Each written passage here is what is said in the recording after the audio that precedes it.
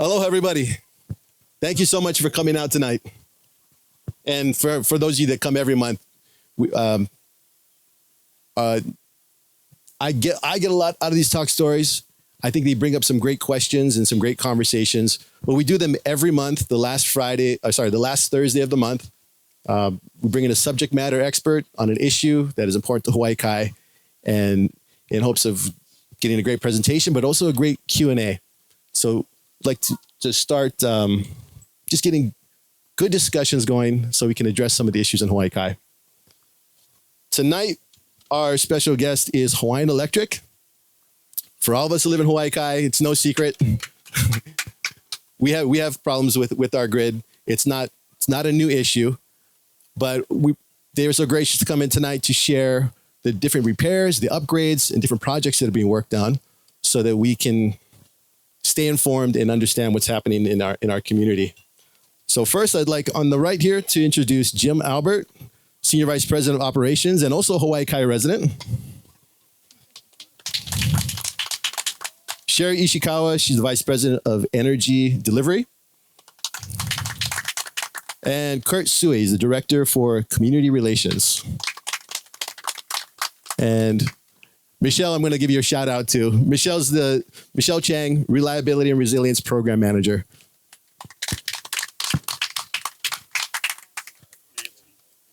Where's Nancy? Nancy, and Nancy. But Nancy, thank you so much for helping us coordinate this. And you guys always get back to me so quick whenever I shoot you guys an email about anything. So, well, without further ado, we're gonna go ahead and kick it off. And Kurt, I believe you're gonna be the mouthpiece for most of this evening. Aloha, everyone. Kurt Sue from Hawaiian Electric. Thanks so much for having us here tonight. We understand that there have been some challenges, reliability challenges that you've all been experiencing in Hawaii Kai. We apologize for that. We wanted to come out tonight to share information about what we're doing. There has been a lot of activity in the community with regards to wildfire system upgrades, as well as addressing whether it's the light flickering, or we've had some recent power outages that have happened. Some of which can be attributed to work at our substation that serves a good portion of Hawaii Kai and the east side of the island. A lot of the power that serves Hawaii Kai is brought in over the ko'olaus to a substation on the windward side, then feeds over the mountains. And so we'll have, we didn't put it up because of the wind, but just showing you a quick visual of all of the power lines that come in and service Hawaii Kai. So you can see a lot of times it involves helicopter work where our crews are working in the mountains. And so we've actually made a lot of progress in this area. Initially, the last time we came out to meet with many of you, it was when we were performing wildfire safety upgrades. And so more recently, the outages that have been occurring have been other unrelated to that specifically. We've been performing some work at the substation to replace transformers and switch gears. So that's still underway. And so again, we do apologize for any inconvenience that can be associated with that. And we also are here to talk about, for those who may be experiencing some light flickering, that's an issue we're continuing to work on. We have actually done a lot of fixes and upgrades to the system. We've made improvements at the transmission level, high voltage 138 kilovolt lines. We've made improvements to our sub-transmission system that services this area, and then the ongoing work at the substation. But on top of that, we're also having some issues at the neighborhood level with regards to batteries and solar systems that are on this connected to the grid. And so we've been working very closely with providers, the solar companies, the people who have experience working with those batteries, and industry partners, because this is actually something that we're seeing here relatively new in Hawaii. A lot of it has to do with the amount of solar and battery systems that we do have connected to the grid. And so since you brought the flickering to our attention, we've been making those system upgrades, and additionally, we've been performing we're performing work with those solar and battery companies to perform adjustments at the neighborhood level, and that's helped some of the flickering in some circuits in some neighborhoods. But we know that everybody is experiencing it in different ways, and so we're continuing to work until we can address it completely. But we're happy to answer questions about that. But just wanted to explain some of the more recent activity that has been occurring in Hawaii Kai. It's a huge priority for us. We know that at this point it's gone on for quite some time now. And we apologize that we haven't been able to solve it completely. We've been making neighborhood level fixes and system upgrades to this point, but we're still investigating in terms of causes. We've installed what we call power quality monitors on a lot of circuits that have been experiencing the flickering issue. And so that information is going to help us further in refining our solutions, as we're going to have to go and work with some individual homeowners to troubleshoot some of these issues that might be happening. So we do encourage you to continue to stay in touch with us. Our commitment is we're going to continue to share information with you. If you have your email registered with Hawaiian Electric, you will have received the email from us today, just with an update on all of the things that we've been working on, and acknowledging that this problem persists with respect to the flickering. I do apologize again for the outage that occurred the other day, and that was related to an issue with the substation that Sherry can help explain more as far as the cause. But I'll stop there, Rip Gideon, and then we can maybe open up for questions from many of the audience members. Sure. I've got a question to kick it off regarding the solar batteries. Is there a specific manufacturer or model that you find is more problematic that's causing the flickering? Not in particular. I think what we're seeing is a lot of solar penetration in density in smaller neighborhoods. And so all of those systems are feeding power into the energy system, at the same time that Hawaiian Electric is also providing power through the substation, like Shari was talking about. So I think from there, we're trying to manage those fluctuations that are occurring, depending on, there might be system disturbances that are happening on our end, and how that is interacting with what's happening at the neighborhood level is what we're trying to figure out. How do we stabilize that? If you want to add, Shari. Yeah, the problem started to show itself mainly after some of the February and the March outages that we had, the Kona lows. We think there's possibly a combination of things. One is we did have some longer term outages on our high voltage system. So we had a 138 kV line that was out for about a month and a half. We also had several medium voltage lines that we were repairing and fixing from all the down trees.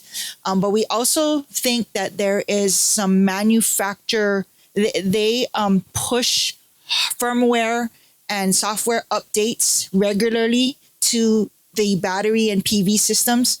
So they might have pushed an update during that time period as well that might have caused that interaction between the grid and the system. And because there's a lot of PV systems, it aggregates itself, and it shows up as it sums all together and shows up pretty big, especially on an island utility system. It's not unique to Hawaii. We did send our engineers to a conference in California in which Australia is seeing some of the same things we're seeing. So Australia is noticing it like Hawaii is. California is just starting to notice it in pockets. The oscillation is actually occurring island-wide. We see it also on the leeward side, but because we have generation and battery systems there, the larger central batteries are helping to mitigate some of that oscillation that the rooftop PVs and solar systems are doing. And so I think it's more noticeable on this side because there's not that same, central station battery that can counteract that. So we're working with all of the manufacturers for the, PVs and also the battery systems. They can push updates remotely. So like they did some during the storms, we recently asked them to push an update, and we have seen it get better.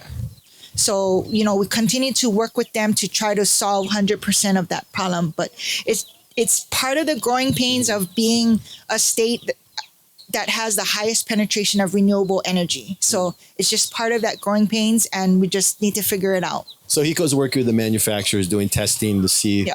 whether it's a firmware issue, and they can do a push for any bug fixes. Well, I just want to give you an idea on the scope of this too. So I pulled some numbers before we came out tonight. There is roughly 283 megawatts of individual batteries on our system. Now that's the size of a power plant. The batteries are great. They're very helpful. They're good for us in general. We just have to make sure we continue to work with these manufacturers to coordinate, because that's where the issue comes about. It's how do we coordinate with that to make sure we're synchronized and we're doing the same thing together. So if something gets reset at the factory, like a default setting gets reset after it's been programmed, it's just going to have to be reprogrammed again to make sure it coordinates well with everything else in the system. Because that's, in my mind, that's one of the biggest issues, is how we stay connected with each other. And we're working hard on that. Just by a quick show of hands, how many people have been experiencing the flickering that we've been talking about? Is that? For me, the flickering has resolved after those software updates. Yeah. I did experience that for a couple months. Okay. So the flickering resolved after some of the software updates that we had did, but we still continue to participate in that working group, and still going to continue to work with those manufacturers, because they're just like your regular software, Microsoft Word, you have updates and patches that's going to continue. So we need to make sure that those other updates don't cause another type of problem. So we'll continue to work on that. At the same time, we've hardened the system, made sure our system is complete and whole to try to minimize any of that. Any questions on the flickering?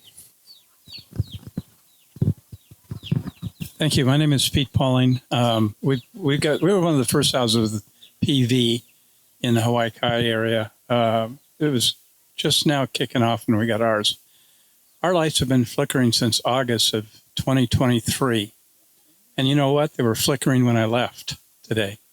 So I'm at the point where we have lost some of our appliances, air conditioner, and the way the rules are, we have to have something to prove that it was HECO's fault. We can only surmise or guess, because the incidents always happen after some flickering is going on, a circuit board burns out or something. My question, though, is when I look at the transmission lines here, how widespread geographically is the flickering problem? And then I was under the belief, we have Tesla batteries, that they get programmed and their tolerances for increasing the tolerance of the battery is very low. In other words, HECO would like to allow more leeway in coping with the electrical fluctuations that may or may not occur. So those are my two questions. Is there a difference in the manufacture of batteries, or with Tesla, and then also how widespread is it all? So typically the batteries have a standard. There's an industry standard on voltages that they need to maintain and frequency that they need to stay on. In Hawaii, on the mainland, those tolerances are really small because the mainland grids have tons and tons of generators connected to them. So on the island utility system, we've worked hard with the manufacturers to open up, like you say, and increase those tolerances so that it can help work with our island utility system. So when we have a disturbance, in order to try to not have an island-wide blackout, we trip off residential customers, non-critical loads to try to save the system, and then we reconnect everybody from there. We've been working really hard with the battery and the PV manufacturers that they also stay online so that they don't exacerbate the situation by tripping offline. So they have increased in their tolerances, but like I said, it's still not to where we want it, but it's all electrical equipment. inside there. So they have to make sure that it protects itself at the same time. So it's kind of a balance. And then after this, can I take your address or something so that I can have somebody look into your situation?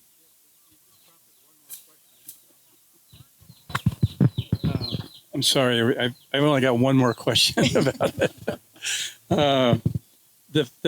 If you guys had a wish list, is there something out there that you see that could correct the problem, but the solar manufacturers that make batteries aren't doing? Is there something out there that's like a silver bullet that would alleviate a lot of problems we're having? Yeah, I don't think there's a silver bullet. It's because it's going to be part of the grid improvements that we're making in conjunction with these changes on the battery side. Now, I can tell you, we went through a while back installing new meters everywhere. So we have a smart meter on every home. And when we get your information, we can look at the voltage at your home real time. So that's how we'll start. We'd start looking at it and make sure we're looking at your specific data. If it's something maybe for your service individually, or if it's something in the neighborhood, be able to troubleshoot it a little bit better. Yeah. Yeah, I agree. There's no silver bullet, but just know that the grid has changed, including your appliances as well as your lighting. You have all LED lightings. Things are all digital now. It's on or off, versus even PV systems, battery systems, on or off, versus the conventional generators at our power plants are these big, huge rotational machinery.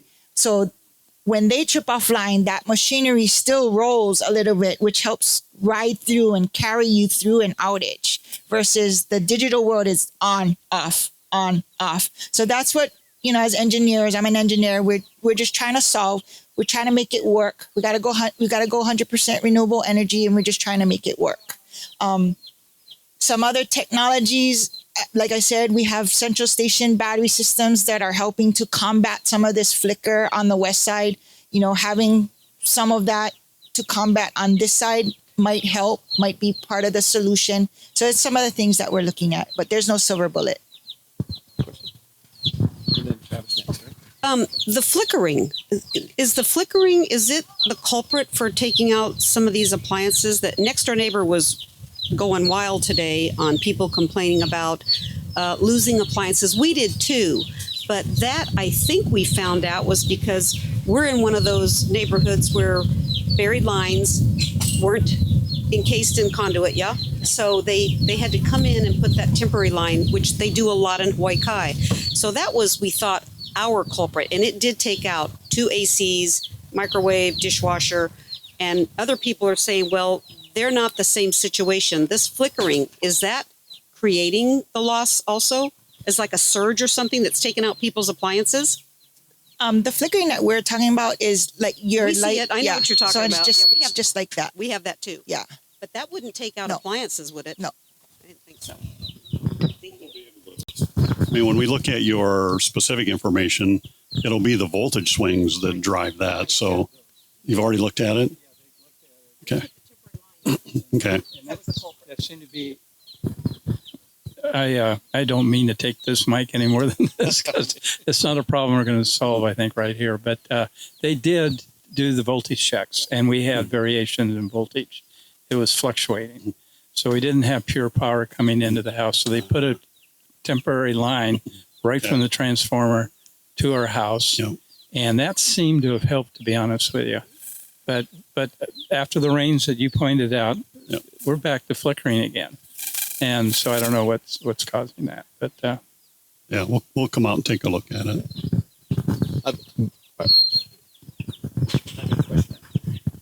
A question.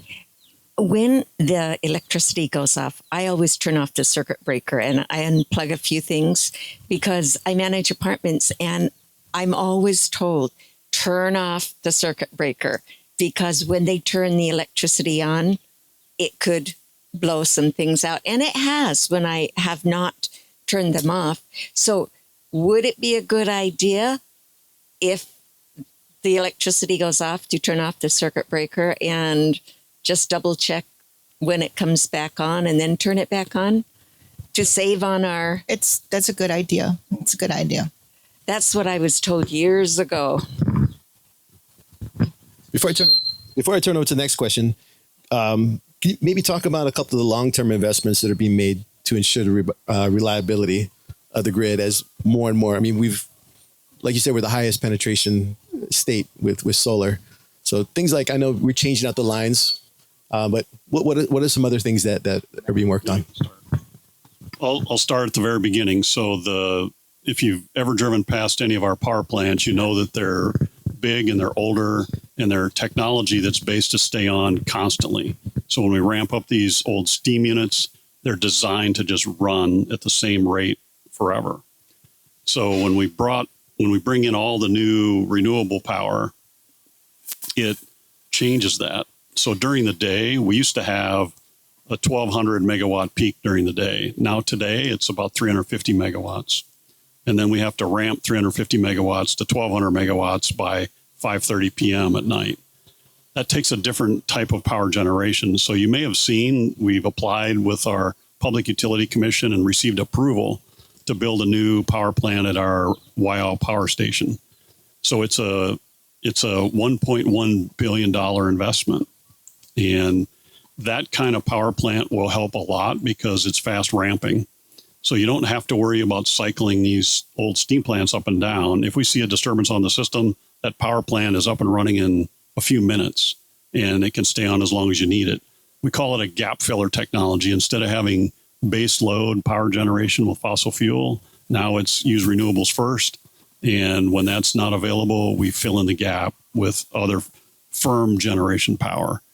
We think there's going to be an ongoing need for that. So you may see future applications to replace our old power generation plants at the same plant. We want to repower the same locations because we already have the transmission systems there. We have the interconnections there. It'll save a lot of money and a lot of time just to modernize it.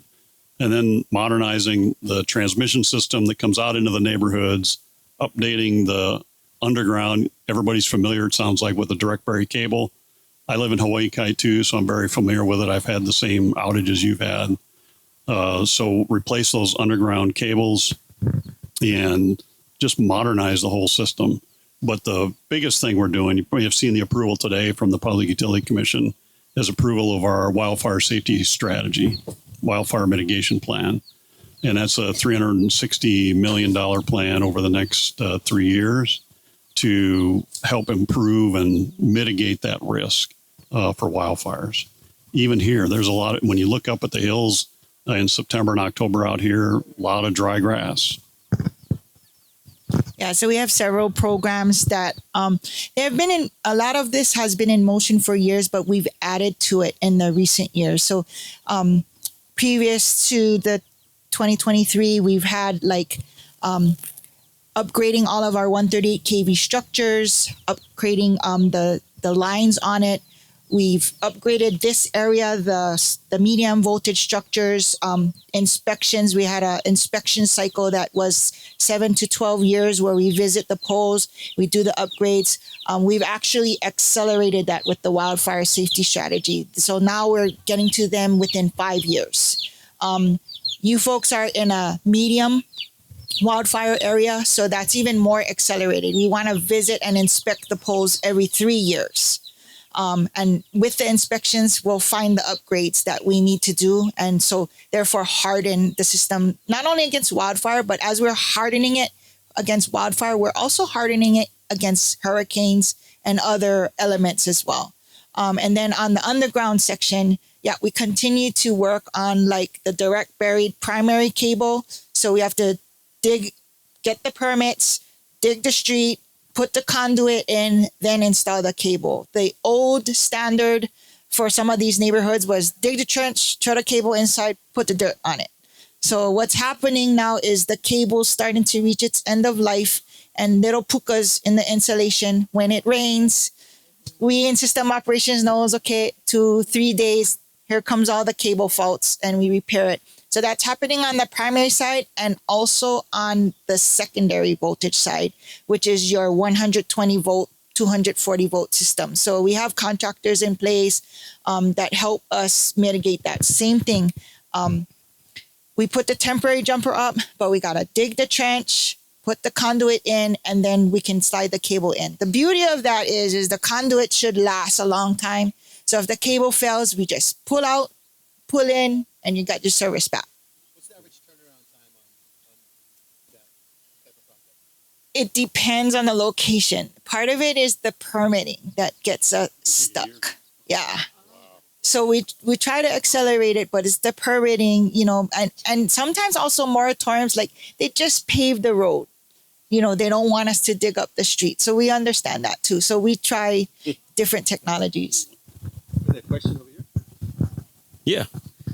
So my name is Travis. I actually work for Florida Power and Light back in Florida, and they're like one of the biggest energy producers. And I had a chance to work on a lot of their projects for, onboarding contractors during storm events, for like 45,000 contractors during hurricanes. Or one of the projects that I worked on was working with smart metering to be able to go through and monitor all the appliances inside of a house and being able to report that back to Florida Power and Light to be able to make adjustments for power generation, power delivery, analytics, everything else like that. Are there any type of smart meter AI technologies that's currently going on with HECO that they can utilize, since now the power is going bi-directional, that's coming in and also going back out to the grid to help forecast a lot of these potential issues? Yeah, well, I can tell you my view and then pass it on, but we're looking at a couple things. So there's some technologies that will allow you with algorithms to disaggregate the load behind the meter, so they can predict pretty well what's running behind the meter, whether it's a refrigerator or air conditioner. Those are your bigger loads inside the house. We haven't settled on one yet for sure, but that technology's there. And, if you look out at that voltage data, right now, that's our biggest indicator, how things are going out there on the circuits. If we look at all those meters and we monitor the voltage stability in the neighborhoods and at the house level, that's telling us probably the biggest picture at this point. Yeah, and we have a data analytics group that is fairly young, started maybe 4 or 5 years ago, trying to build up what is called a digital twin. So just basically creating a data lake for all of our information, like from our energy management system, from the AMI meters, from the various relays, from the PV photovoltaic systems, battery systems, if we can get that information from the customers. And we're feeding it into a lake and trying to find correlations, trying to use it to help us understand the transformer life so that we replace transformers just in time rather than time-based, because some of those transformers may still be good, and we want to keep using that asset if it's still good. So we're trying to look at all that. And we're also trying to research what else we can do, like studying waveforms that help us possibly predict if an outage is going to occur on that cable, those types of things. It's a little bit more sophisticated, but that's where we're headed. Okay. Thank you for that. All right, so this is old school, but one of the things that, if I'm looking for one silver bullet that I'd like to take care of, it's how to get rid of albizia trees. So when I look up, even, I've lived in Hawaii now for almost 15 years. And when I would go up through the mountains, you didn't see a lot of albizia trees. And now when you go up there, they're everywhere. So an albizia tree up in the mountains here will grow 15 to 20 feet a year. So we have an easement that runs 30 feet. And if that tree is growing, 15 to 20 feet a year, it's hard to keep up with that. So, whenever you see the opportunity to support, taking care of those invasive species like albizia trees, that's a huge help because they're spreading rapidly up in the mountains, especially up here. Yep. A comment that's been mentioned to me a couple of times especially when talking about the lines coming up over the ko'olau. And I don't know how this would work, but they say, we're already putting the cables underground here. Why don't they put it underground, up on the hill so it's not being affected by the trees? Oh yeah. It takes a long time, very expensive with the higher voltages. And sometimes it's harder to actually troubleshoot a line if it's underground, trying to find the underground faults. Now, we're actually experimenting on Maui with some other technologies. It's not underground, but it's above ground, but it's right on the ground. So it's encased in epoxy and concrete, but we have to make sure that's going to work before we do that in other places. But we are experimenting with things that will help that long term, because those albizia trees, I mean, they really do cause a lot of issues for us. Yeah. Questions from him back. Perfect. I've got the microphone for you so that everyone can hear. We get our power that looks like it comes from Kaneohe and Kailua, and it comes around this way. Have you looked at other alternatives like coming from Kahala, Kaimakea area, coming down south, where it may not be as vulnerable to high winds that we've been experiencing?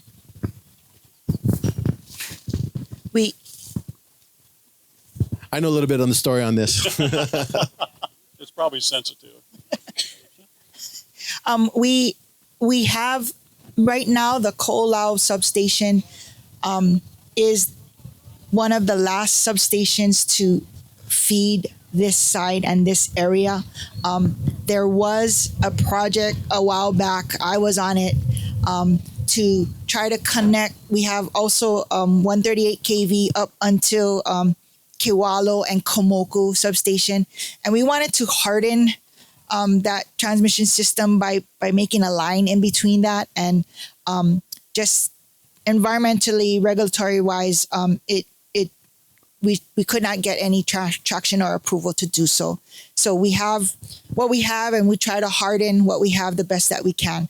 We did implement a medium voltage alternative to that, though. So if we lose the transmission lines to Ko'olau substation, we can switch most of the customers back, especially on this side, onto some of our town substations. It just requires a little time. It's not an instant transfer like that 138 kV solution. So, main thing is that, it's kind of hard to build new lines. Nobody wants it in their backyard. So we try to do the best with what we have, try to create the redundancy where we can.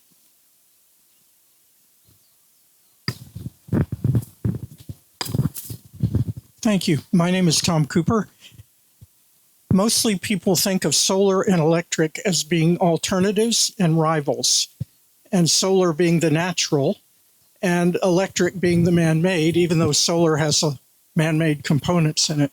But in your very first speech, you suggested a relationship that the load is not entirely residential, not entirely military, not entirely corporate, not entirely institutional, but there's also an increasing solar load. To what extent does that exist? To what extent is that likely to increase? And how does that affect your relationship with what would have been a competitor? So in order for us to reach 100% renewable energy by 2045, we are going to need all of the above, what you mentioned. And we're looking at it from that perspective, from the homeowner, rooftop solar. We want to maximize that as much as we can. That's actually one of the directives coming out of Governor Green's office. In parallel, we're also going to need larger projects as well. And in a mix of what Jim and Sherry both mentioned, solar is right now one of the more affordable technologies. We're constantly trying to mind the cost of energy and trying to get off of oil. So by building these larger projects, we lock into these fixed costs through contracts called power purchase agreements.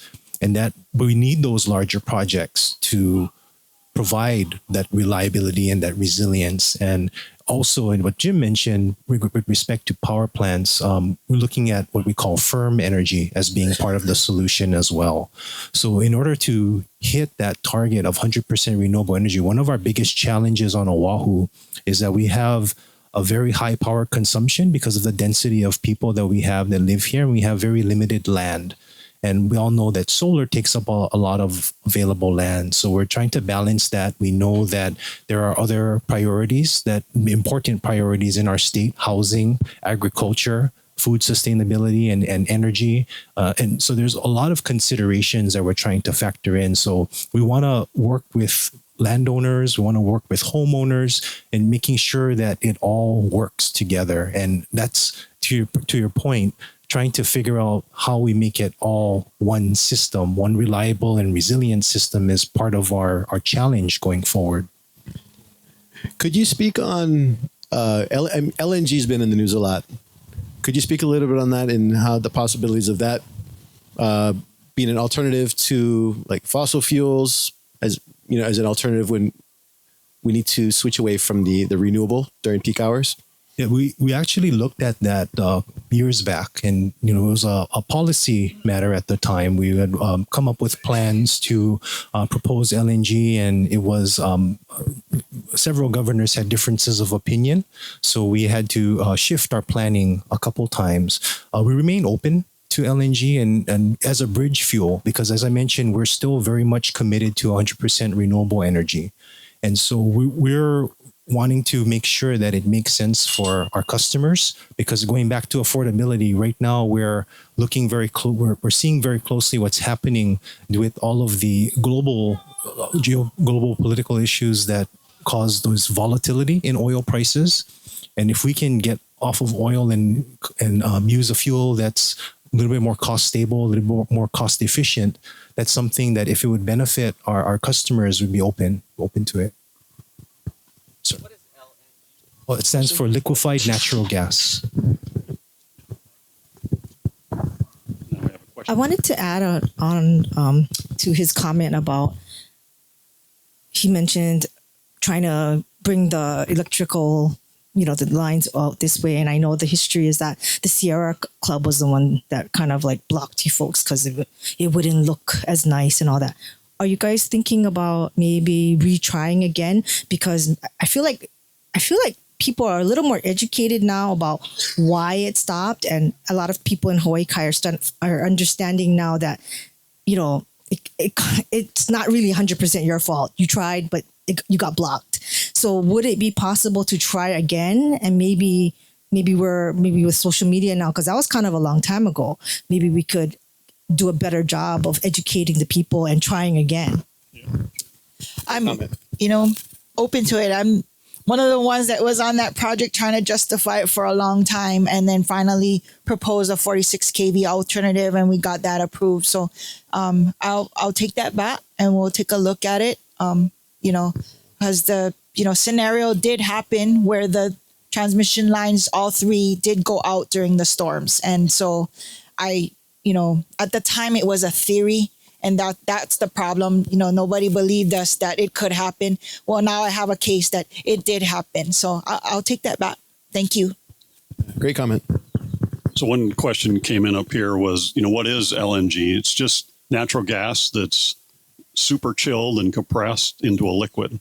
And then you ship it because it's easier to ship that way.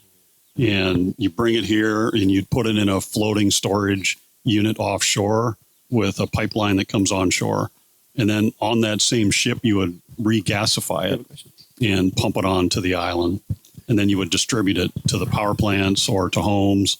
But that's the way it would work. Now, we're still always going to need dual fuel capabilities. You can't completely switch over, because if a storm or hurricane comes in, that floating storage unit will have to go out to sea. And then you're going to need liquid fuel to back it up. Now, living out here, I think that's a good thing anyway, to have diversity. So you got multiple fuels that you can run, because these new units that we're going to put in can switch over pretty quickly from gas to liquid fuels. So it's a system that'll be more resilient if you get both. So we'll continue to look at both. My question is, do you have any projects in the works for the Kolau substation having batteries, big batteries, so that when the power goes down or you have a problem with your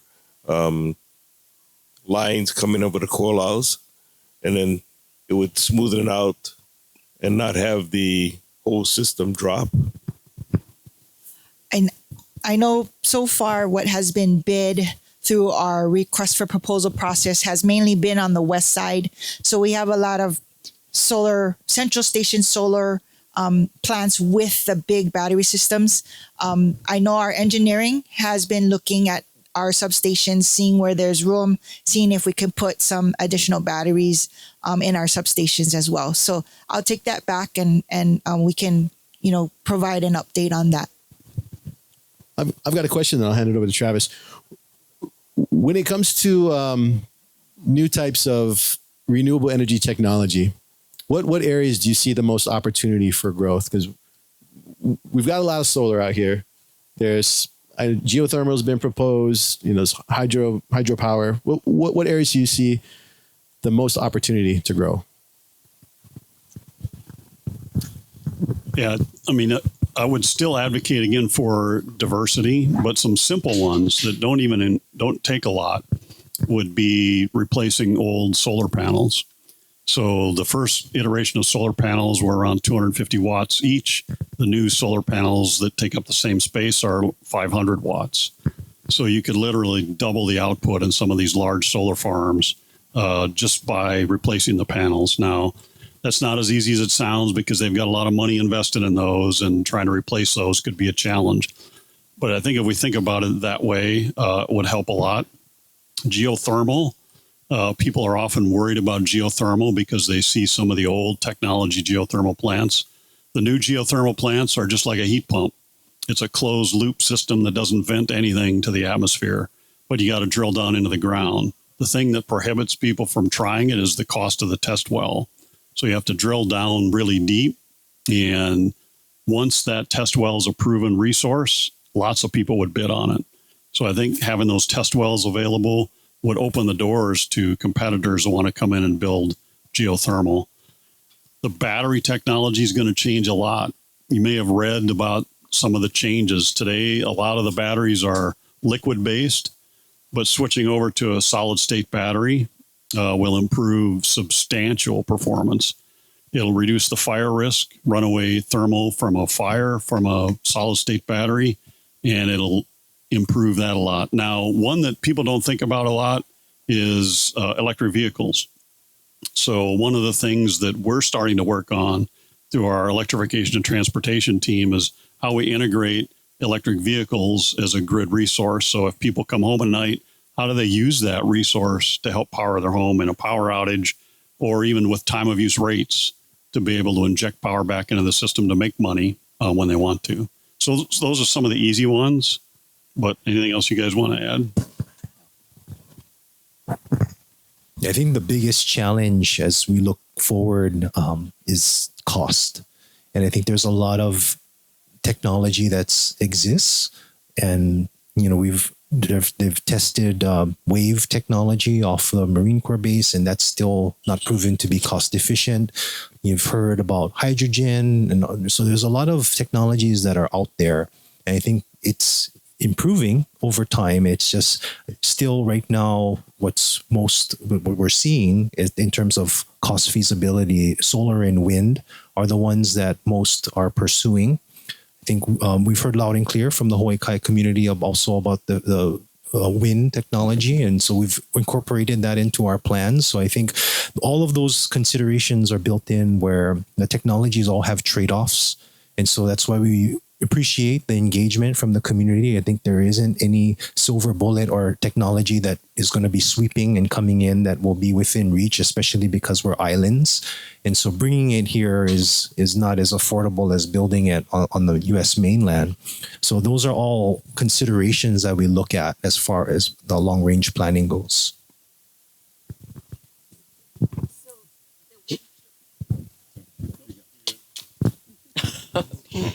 So what you're saying, are the wind turbines good? Do they produce enough electricity? They do produce energy. I think it's different where it's installed in open fields versus near communities. And I think being a dense island, we've heard from communities that it might not be the best fit for Oahu or these neighborhoods. So I think it depends on, the siting of where the projects go. But are you? I mean, I think in wind, and there's a lot of challenges right now too with permitting, because since a lot of the North Shore wind farms are built now, there's setback requirements that limit the opportunity to build new wind farms. Jim, you want to? Well, just one quick comment on the wind turbines. So you may have heard that the federal government was thinking about originally a 400 megawatt offshore wind farm. Now, the current administration isn't favored toward that, so that probably won't happen in the next few years. But the technologies for small wind turbines has improved a lot. Small vertical wind turbines, so they're not the big sweeping kind. They're small, 10 to 12 feet tall, and you can put them at your house. I think that technology continues to get better over time. So I'm just a big believer in diversity and looking at those newer technologies. The thing I like about wind is it's got a higher capacity factor because the wind blows all the time. It blows at night and the sun doesn't shine at night. So the wind helps fill a lot of those gaps that solar might not be able to. Yeah, so that's a good segue into my next question that I've got here. So just to kind of put it in a little bit of perspective, at Florida Power and Light, typically a 500 kW bill that you would receive, they're about 13.4 cents per kilowatt hour, or about $67 a month, where the exact same bill here is 49 cents per kilowatt hour and about $249, just to put it in perspective between the two. And this goes down to understanding the concept of how energy is generated within HECO itself. And typically on the mainland, it's about $7,100 BTU per kilowatt hour for what is called a heat rate for that power generation unit. Here on Oahu, that rate goes up from 9,000 BTUs per kilowatt hour up to 15,000 BTU per kilowatt hour. And I know that fuel cost is like half the problem, but the other one is how efficient those power generation is. And if you're burning fuel at twice the rate, I'm kind of curious as to which units are kind of setting the price for the price per kilowatt hour, and what's the plan to kind of go through and fix the units or replace them with more energy efficient. And then just a little piece to add on to there, are there any thoughts about moving over towards SMRs or small modular units for nuclear power here on the island? And I know that's a hot topic, so I was just curious about that. Yep, I'll take that one first because it is sensitive. There's a prohibition against nuclear power here in Hawaii. It'll take a 2/3 vote of the legislature to overturn it. Now, I will say that the legislature created a working group to start studying it. So to see what the possibilities and the potential are, because SMRs, I think, eventually are going to be very safe and could be used here potentially. It'd be nice to see it deployed somewhere first where it's utilized and demonstrated to be safe before it would come here. But it's possible. I mean, we already have a lot of nuclear power out in Joint Base Pearl Harbor sitting in the water, a lot of the nuclear powered ships. So the nuclear power is here. It's proven very safe in that format. So I think eventually maybe, but that's a policy issue that the state, the administration, and the legislature would have to take on before anybody would seriously take that on. The second part of your question on the heat rate, yep, fully acknowledge that. The old steam plants that we have, like I said earlier, were designed to fire up and just stay at that base load constantly forever. But when we're cycling them up and down to make all this renewable power integrate during the day, it makes it very inefficient. So that's why you see like the new Waiau power plant, 253 megawatt power plant, we're going to repower. It's going to be with simple cycle CTs. Maybe someday in the future we can do combined cycle to capture the heat loss there. But for now, simple cycle, much more efficient in the 7,000 range, just like you have in Florida Power and Light. So we're moving to that technology as rapidly as we can, but we've got to keep an eye on affordability too. It'd be nice to do that all at once, but spacing it out over time. And for those of you who might be in the construction business, this is an incredibly challenging time to do construction work, just because of the cost of all the resources and some of the supply chain issues. I'll give you an example. A gas turbine today, if we ordered a gas turbine, we couldn't even get it until 2032. There's so much demand on gas turbines everywhere for a data center load on the mainland. Everybody's trying to build power plants as fast as they can. Just incredible amounts of money, billions and billions of dollars. So that affects our supply chains. We're lucky enough that we have a reserve call in for our turbines that we need. So we're going to get those on time starting in 2029. A couple of weeks ago, I was at a electric innovation conference in Long Beach with a couple of other senators and representatives. First conference I've been to. And I started learning about the SMA, the small modular reactors. And from what I understand, they're about the size of a shipping container. And one could power 15,000 homes or something like that. Yeah, very interesting. Got another question over here. Thank you. Yeah, I had a couple comments to make. First of all, I really appreciate hearing about the kinds of diversification that HECO is looking into and pursuing. I think that's really important to meet our goals for 2045. But secondly, representing the communities along the Kaiwi Coast and Hawaii Kai and Waimanalo, we're still adamantly opposed to offshore wind. And so I'm hoping that, yes, I know that for some reason it's still in the planning as an alternative, but we're adamantly opposed to that. So I'm hoping that there will continue to be other alternatives to that than having offshore wind farms along the Kaiwi Channel. Second or third, is there any push and anybody working in the state government to help extend the moratorium on canceling the Jones Act? I mean, we really need that so that LNG can really get off the ground here in Hawaii so that we can have more export of nationally produced LNG instead of having to import it long term, right?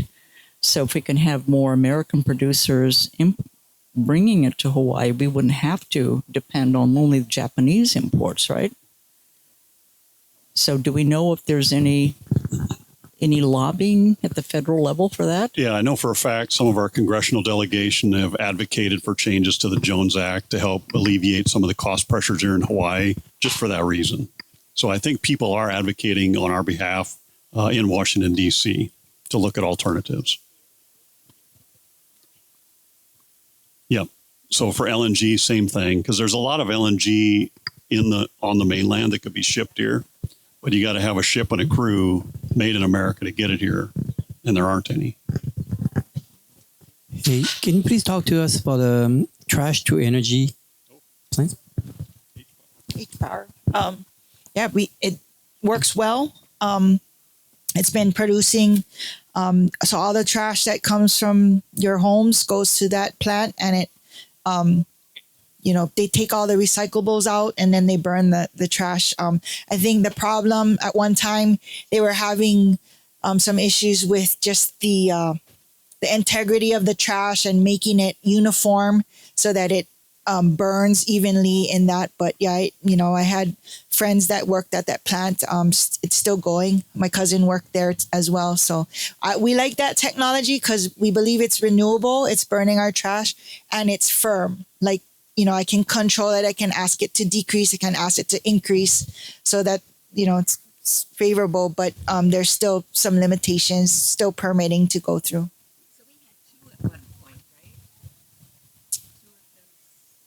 We only had one, H-Power. Yeah. I think they had two boilers possibly. Oh, okay. AES was next to it, but that burned the coal. Yeah. Well, for the H-Power, one of the things they struggle with is fuel also. So there are so many people doing really good things with recycling that the fuel load for their plant is dropped a lot. So oftentimes, I think that plant's rated about 68 megawatts of capacity, and it's running at 35 to 40 megawatts of capacity. And you've seen the same things on the news too. I think people put a lot of stuff in the trash, propane tanks that explode when they go through the plant there and really cause some damage. Any questions on this backside of the tent? No? Okay. Question on we talked about pole replacements earlier. Is that an ongoing project? Are we still in the... Yeah, so we have a combination of regular pole inspections. So we get through all the poles on the island within like a 7 to 12 year cycle. And this is also for Oahu, Maui, and the Big Island, Molokai, Lanai. We have accelerated portions that are in the higher wildfire risk zones so that we do the inspections on a more a routine rate. So the high areas, which are mainly on the west side, is annually. And then the medium risk, which includes the east side, is 1 to 3 years now. Could you share the process of how you notify the public? And as I understand, especially if you need to fly them with a helicopter, people need to so we understand and apologize again for the impact that causes for the community. Safety is always our top priority. And when we're bringing in these sometimes steel or other material poles, it has to be flown in. And we showed you the map of where the poles are. And we're looking at it with under Sherry and Jim from a holistic perspective. We talk about transmission, subtransmission, and distribution. I think at our last meeting, we talked about transmission is like the H1 freeway. It's like bulk power, fast speeds. It's how we move big loads of power from one part of the island to another. That's what goes to the Ko'olau substation. And then the substation steps the power down to the subtransmission level at a voltage of about 46 kilovolts. So that, when we think about that, that's kind of like our Kalaniana Ole highway. It's like a medium speed, still high voltage, high speed, but then it then takes it down to the neighborhood level. And that's where we get to the power that serves you. So when we talk about the pole replacements and the underground lines and the poles that are in the mountains, it's transmission, subtransmission, and distribution. And all of that is part of Sherry and Jim's programs. And as part of the inspections, we have to get permits to replace those poles. A lot of times there are environmental and cultural considerations that need to be built in. And then we have to make sure we coordinate the helicopter to come in because it's not always here. So the helicopter has to be scheduled, and we try to plan multiple jobs while the helicopter is here. And oftentimes, if the pole is within the vicinity of a residential neighborhood, it can sometimes prompt evacuations. So we try to let everybody know when the helicopters are flying because it's noisy and it's intrusive. But there are times when we're flying in equipment and sometimes even our employees to go to the site for safety reasons. If they're carrying a heavy load and there are homes within the path of that equipment, we'll have to temporarily evacuate some portions of the neighborhood. So we do apologize for that, but we do try to provide a minimum of about 2 weeks notice. And that's all in coinciding with the planning and the permitting that goes into those jobs. And you notify via, when I spoke to Jim, I think he said you do like a 3-prong attack. You mail, a hard copy, you do email, phone call to make sure that we leverage. We know that Hawaii Kai is one of the neighborhoods that leverages Nextdoor. So we'll use social media, we'll use other platforms, however we can reach customers. And if you have a smartphone, we do have a app. Hawaiian Electric has an application that we can also send instantaneous notifications to that as well. So we use that, Twitter, a bunch of other social media channels. Is any way we can reach you or that you want to be reached, we're going to try and communicate with you through that channel. We have a question on this side. Oh, here we go. And I apologize if this is elementary, but do you know the percentage of commercial properties that have rooftops that have PV already installed, and how many don't? I mean, you're talking about there's a shortage of land on Oahu, and we're always talking about parking lots that could have, ceilings. I have to research that number for commercial properties, but you're absolutely right. That's something that we've prioritized to try and engage with property owners. And so that includes shopping malls, parking lots. Sometimes it's a choice, and it's something that we, of course, can't force any decisions, but we do want to have conversations with them if that's something they would be open to.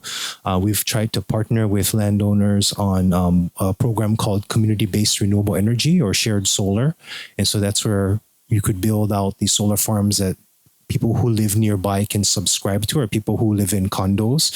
And so we are always looking for those opportunities, because we, even in our request for proposals, when we put out these procurements, we actually incentivize projects that don't take up new green space. So we're trying to see who's interested and has land that's available, both private property, commercial property, all of the above, even churches. We're trying to see if that could be a possibility. So we're trying to get as much people involved as possible. It is challenging now not having the same incentives that we once had from a credit standpoint, but that's hopefully something we can continue.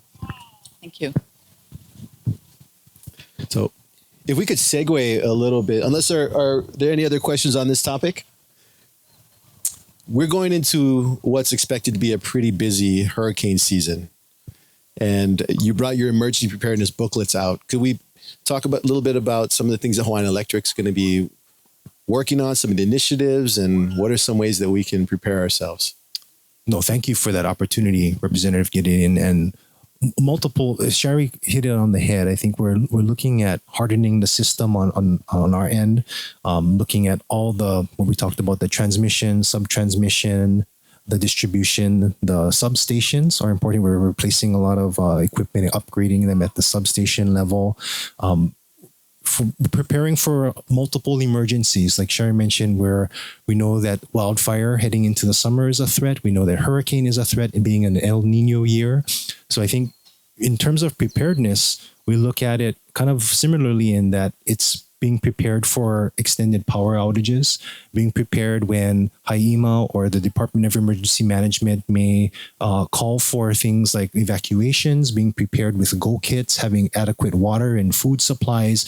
So there's definitely things happening on both ends, on the critical infrastructure side, as well as at the community level. And that's why we really appreciate the work that community emergency response teams do in preparing at the neighborhood level, because as we've seen in past incidents, things can happen very quickly. Yes. And so it's a combination, I think, of everybody working together. And on the system side, we work very closely with our emergency management partners as well. And not only, and especially on the wildfire side, when those happen, we stand up what we call our emergency management team. And then we actually will send employees or remotely to coordinate with the state and the county during the emergency response, so that we can make sure that it's a multi-agency coordinated response. And it happens on all islands. But so there's a lot of work that goes into the planning and preparation side. A lot of the replacements are being accelerated in advance of wildfire and hurricane season. So those things are all happening in parallel, but we recognize and appreciate all the work that needs to happen at the community level as well. Yeah. And then the beginning half of this year, we've had several tabletop exercises. And the exercise this year was not only a wildfire public safety power shutoff, but then it also, actually it was a hurricane, a category like 3 hurricane that came through, and then a public safety power shutoff scenario. So we've worked with government agencies, the city and county agencies, all of the civil defense and the county civil defense agencies. They all came to the tabletop exercise. We even also had our telecommunication partners come. So Verizon came, Hawaiian Telcom came. So we talked about all of these issues, like, communication is going to go down. What do you need? We talked, Ernie Lau from the Board of Water Supply came, if power goes down, where does he have generators? What is his vulnerability? So we also prepare that every year. We have a tabletop from January to June. We try to have that before the wildfire season starts. And we have that, we have that internally at Hawaiian Electric. We have one Oahu with external partners, Maui, and the Big Island. Oh, wow. Awesome. Yeah, I mean, as we saw in Wailua, the first responders is the community. So we were talking earlier. I'm looking to start a working group here in Hawaii Kai with residents to, focus on emergency preparedness should something happen. And I appreciate you folks offering to join our discussion as well. So I look forward to working with you guys more. And if you haven't already grabbed one, these emergency preparedness booklets that they brought are very informative. I encourage everybody to grab one.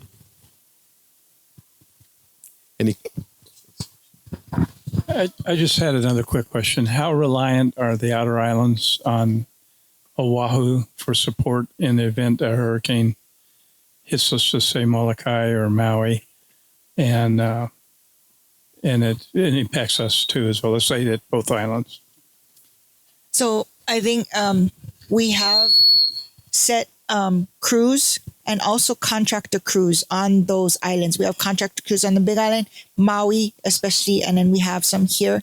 We also team up with KIUC on Kauai, and if they should get hit, we would provide service to them. If we should get hit, they would also help us. We also have mutual aid assistance with mainland contractors as well as mainland utilities. So we have a group, emergency planning and preparedness in Hawaiian Electric, and they meet regularly with these utilities so that we have those quick connections for mutual assistance. So very prepared. I mean, one thing that I think that we have that's a little unique here, because we don't have highways for people to come from other states to support us, is the National Guard and the military. So we have relationships with the National Guard and the military to help support as well, and they're prepared to do that. General Steve Logan, who's the adjutant general, we work closely with him to make sure we're coordinating on any restoration or recovery.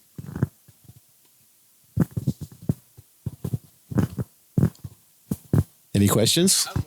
Okay. Hello. Oh, hello. I'm Jean-Paul Gideon, Joe's brother.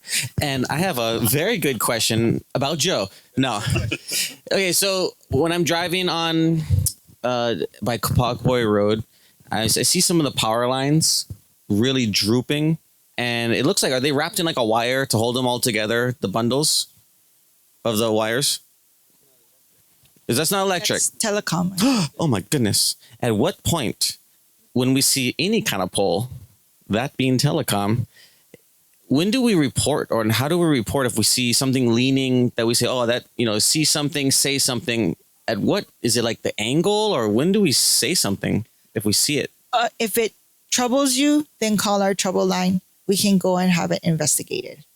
It really helps if you take a picture and send that. The person will get your picture and we can see right away. But yeah, if it troubles you, then just send it in.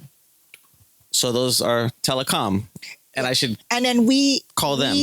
We send it to them if it's not Hawaiian Electric. Do you guys piggyback on those poles at all, or is it just you? Is this them? Sometimes it's joint. So sometimes it's our pole and they ask to attach onto that. And then sometimes it's solely their pole. And then sometimes it's solely only our pole. Yeah, we got ours in Kaka'ako where it's the Hiko's pole, but then has Spectrum and Hawaii Telecom in order. I think Hawaii Telecom was at the bottom of that pole, or Spectrum. But that's why I was asking about the poles. So it's not just one pole and Hiko has all the poles, or Hawaii Telecom has all the poles. It depends.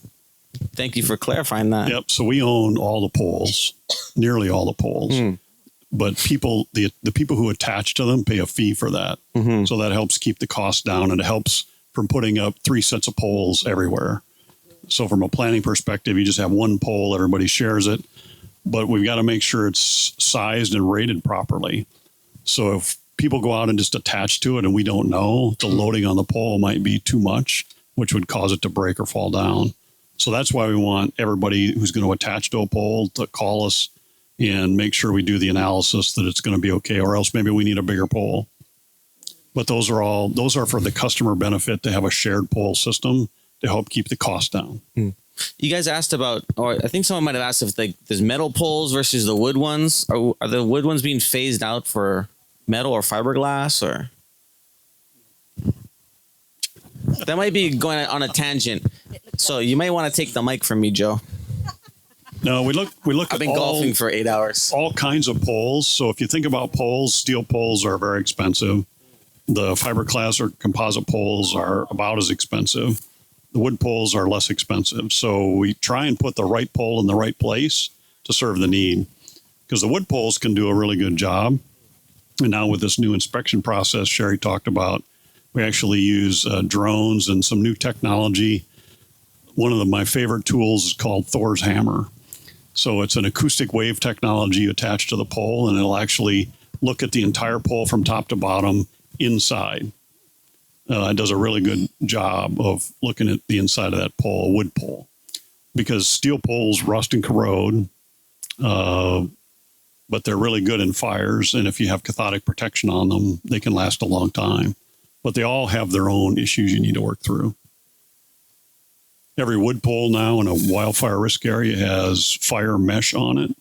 So up about 8 feet on the pole. So if low ground fire comes along, the pole's not going to catch fire.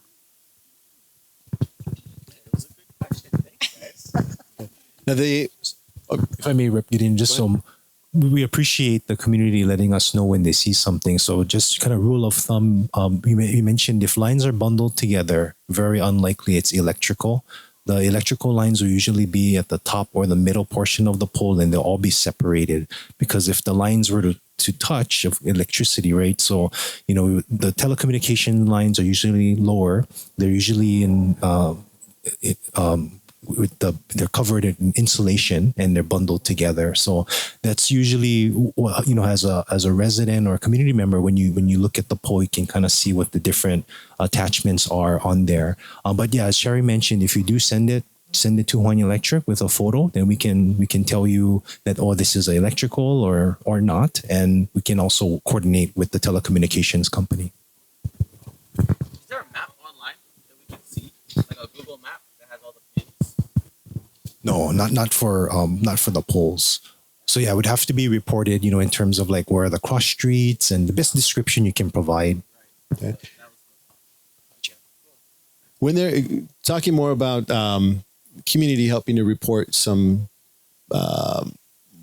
possible hazards, if there's overgrowth in certain areas, contact the same outreach line. And my question: what are some of the top areas in Hawaii Kai that get overgrown that need to be reported on sometimes? And how often are you folks checking them? So it's typically vines and those albizia trees that Jim talked about. It's like ko'olau. Yeah. So in the mountainous areas, and then, our inspection program, our vegetation program is also in line with our inspection program. So the high wildfire areas we go through annually. Medium, which includes this area, it will be 1 to 3 years. And then our tier 1, which is typically on the windward side of the island, will be 1 through 5 years. So we break up those sections every year. We're inspecting it. So it's like a 5-year cycle for those, and then 3-year cycle for here, and then west side is annual. Maybe there's an opportunity for us to work together on that with the working group, being that we're here in the community, eyeballs on it more often. So, yeah, I think one thing I would add there too, that we all have to think about in the day and age of cybersecurity, but we also are more concerned about physical security. So we've installed cameras at all of our substations, and we have detection devices on the fences. But if you live near or see something that doesn't look right at a substation, please phone that in too, because sometimes we're concerned about people doing nefarious things that could affect a lot of people. So we want to make sure that all the eyes in the community are helping keep an eye out for that too. And we've got those fire detection cameras up in Kalama Valley. And we do. We got over 100 cameras now. We've got a view plane of 99.9% of the island to be able to keep track of where those happen. So just to give you an example, those are AI-based cameras. So we program them to be able to detect smoke. So if the smoke rises high enough, that camera triggers an alert. It goes to our watch office. The watch office is managed 24/7, 365 days a year. Every fire alert shows up on my phone. So I look at every alert that I can to see what's happening out there, to see if we need to escalate. But the watch office is doing that with professional people. We actually have fire investigators now that go out and investigate every ignition near our system so that we can learn from it. So we log all those things to make sure if it does affect our equipment, we note that. And if it's a piece of equipment, maybe we stop using that one. We have a question in back. Tom Cooper.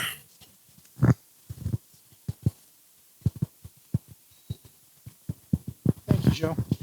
I don't know about you. You're human beings too. You're not just corporate roles. You may have experienced, as have people here, a change in corporate behavior over the years by which if you call the sales department, you get a quick answer. But if you call the customer service department, you may be getting India. You may be waiting online for 2 hours. You may be reaching someone with a scripted reply. You may be reaching AI. Especially when it's a monopoly, there's no creative pressure to make sure your customer service is better than your competitors. So what do you do to make sure individuation is possible, not just group emails, and that people are being treated in the way you would wish to be treated if you had a solo emergency issue that didn't require a blanket answer in terms of alacrity, aloha, timeliness? What are you doing? Yeah. I thought Kurt would take that one. I mean, one thing we do is we hire local people to answer our phones. So the people that are working our call center live and work here. They live and work on each island. So we have a virtually connected call center. So if something does come up, we can shift calls to one of the other islands. If there's a storm that hits, we want to be able to send them home to protect their safety. And then people on Oahu can take the calls for them. So we try to take the calls here first locally, but we are exploring some of the newer technologies through self-service that people can get answers very specifically, quickly on their own equipment, not just a generic answer for everybody. But we also offer the option, if you're having trouble, we have a field service team that will come out to your home, meet you personally, and troubleshoot whatever issues you may have.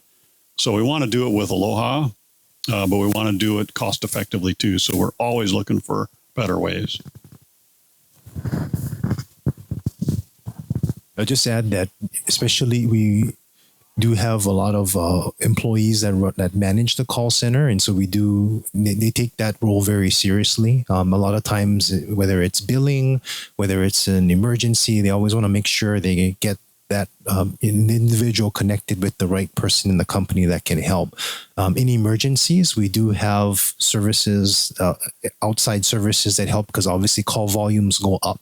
And so that's where when we're reporting down power lines and other emergencies, we can still retain that information so that we can send our employees out to respond accordingly. If you've downloaded our app, if you have issues, you can report it right on the app. That's what I use whenever there's an outage. I just click on the app and it takes me just a click to report the outage. Very fast. If you just do a search in the App Store, whether it's Samsung, Apple, any of the mobile application, just Hawaiian Electric, and then we have applications that work on multiple phone platforms. I have a couple questions. We were out at Kapolei, and I noticed that there are some electric poles. I think they are made to look like trees. Are they electric poles? They're not. Might be cell phone, yeah. They're a cell phone. Okay.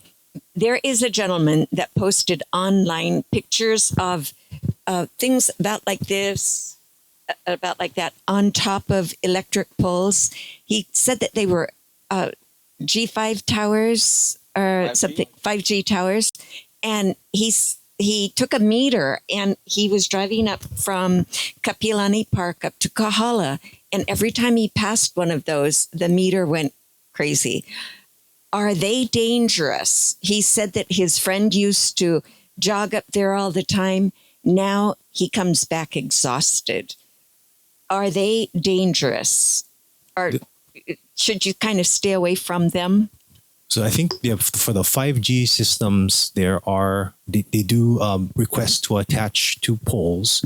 And so it's to provide the 5G network that many of us leverage. So it's, from what we learned from it was that the 5G operates at a higher frequency. So it's shorter, it travels in shorter distances, but it's a stronger frequency so that you can download more information for streaming and all of those services. The FCC has safety regulations, so all of that has to be within compliance.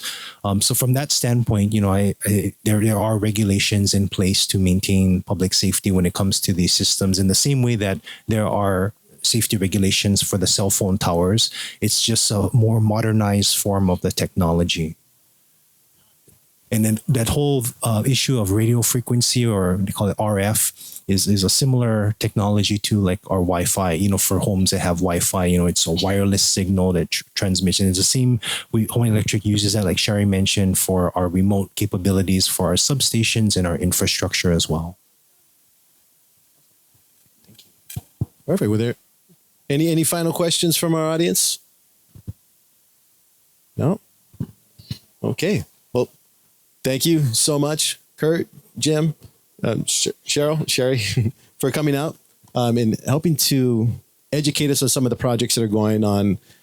I feel the more we're able to understand what's happening, the less assumptions we're going to make on things. It's not a perfect situation. Obviously, we're still going to have blackouts from time to time, but I appreciate you taking the time to come out and explain what's being done and helping us to understand why these blackouts are happening. So please give a round of applause for our presenters from Hawaiian Electric. And thank you to our audience for the great questions. Before we wrap up, just got a quick announcement. I wanted to share, Tom Cooper back there is with the Hawaiian Advocates for Respectful Development. The main focus is on the James School. We're looking to get community feedback to share with Kamehameha schools so we can collaborate with them. There is a survey that they have on their website, haha'ioneadvocates.com. And I'd encourage everybody to please take the survey and share the community sentiment that we can then share with the landowners. But other than that, thank you so much for coming. Next month, did you have a question? Mm-hmm.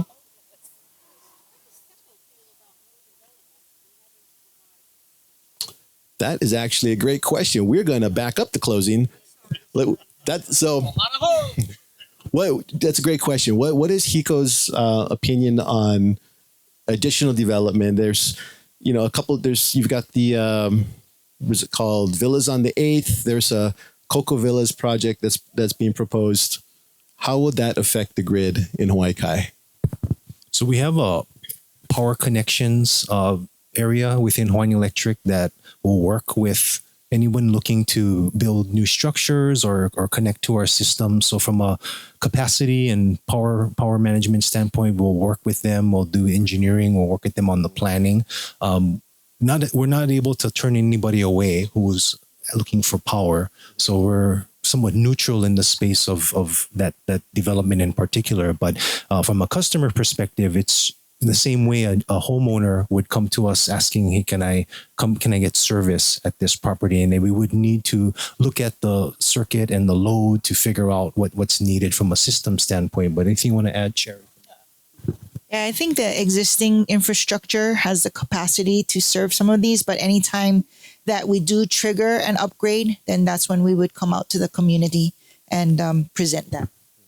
And if there is an upgrade, the developer would have to pay for that. Now, the thing that's different for us as a regulated utility is we have an obligation to serve. So in exchange for our franchise to serve the community, if somebody makes a request, we're obligated to fulfill that request. The policy and the community decisions have to be made here about what's appropriate. But if it passes the community test and the legislative and the policy test, then we're going to have to serve it. Thank you. Awesome. Well, that wraps it up for this month's Let's Talk Story. Next month for July, we're looking to have a focus on emergency preparedness. We're reaching out to Department of Emergency Management and HIEMA, hoping they'll come back and and do a presentation with us. They did a great one last year. But if you're not signed up for my email list, go to repgedeon, it's repgedeon.com, and sign up for our email list. That's how we're getting the word out on this. So I post it on Nextdoor, I post it on social media, but email is how we get out our blast to the public. So thank you everybody for being here tonight. Appreciate it. Get home safe and aloha.